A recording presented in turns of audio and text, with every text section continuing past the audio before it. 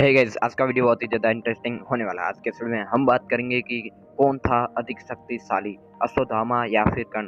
तो गाइस, आज के इस वीडियो में हम यही जानने वाले हैं। उससे पहले वीडियो को लाइक करके चैनल को सब्सक्राइब कर देना। महाभारत युद्ध में कर्ण और अश्वत्थामा दो ऐसे योद्धा थे जो चाहते तो पांडवों को पहले दिन ही हरा सकते थे, यानी कि बंधक बना सकते थे। लेकिन कहते हैं कि जो सत्य के मार्ग पर हो और जिसके साथ भगवान हो, उसे कोई नहीं हरा सकता। कर्ण और अश्वत्थामा दो ऐसे योद्धा थे। कर्ण और अश्वत्थामा दोनों ही महाशक्तिशाली योद्धा थे।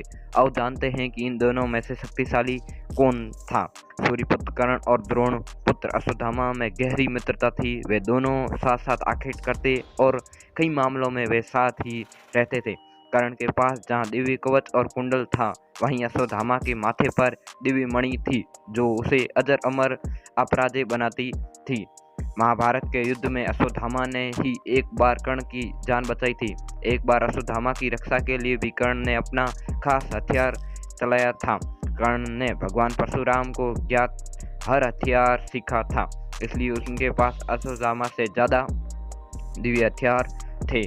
दोनों को ही ब्रह्मास्त्र चलाना आता था, लेकिन कर्ण को परशुराम ने एक श्राप दिया था कि जब तुम इस अस्त्र की आवश्यकता होगी तो तू इस विद्या को भूल जाएगा। और दूसरी ओर अश्वत्थामा ब्रह्मास्त्र चलाना तो जानते थे, लेकिन उसे वापस लाना नहीं जानते थे। कर्ण ने कुश्ती में जरासंध को हराया था। कर्ण ने अपनी धनुष की नोक पर 10,000 हाथियों वाले भीम को कुरुक्षेत्र में घसीटा, लेकिन अश्वत्थामा में इतना बल नहीं था।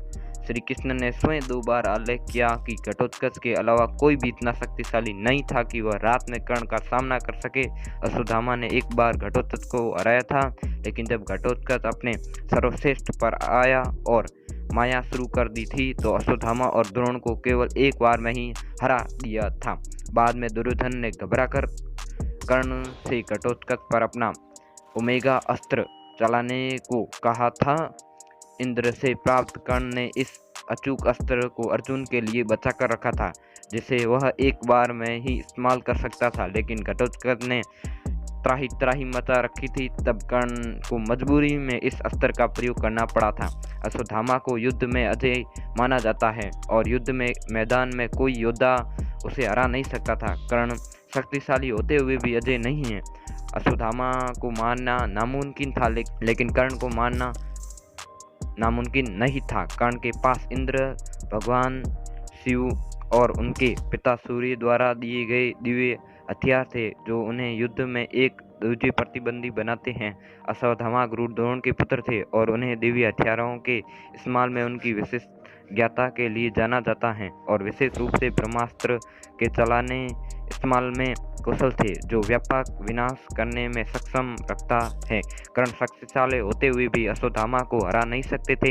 ऐसा इसलिए क्योंकि अश्वत्थामा को अजर अमर होने का वरदान प्राप्त था। कर्ण एकमात्र ऐसा व्यक्ति था जिसने अंतिम युद्ध में के दौरान अर्जुन को 4 से 5 बार परास्त किया था।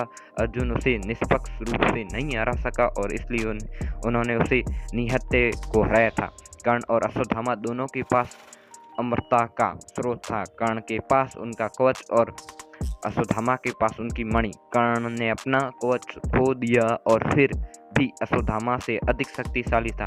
सोचिए कि अगर अश्वत्थामा के पास मणि नहीं होती तो क्या होता। सो गाइस, ये था आज का अपना वीडियो को लाइक करके चैनल को सब्सक्राइब कर देना, क्योंकि ऐसे इंटरेस्टिंग वीडियो मिलते रहते हैं। आप अपनी राय कमेंट में ज़रूर देना कि इन दोनों में से शक्तिशाली योद्धा कौन था। मेरे राय से गाइस, कर्ण शक्तिशाली योद्धा था।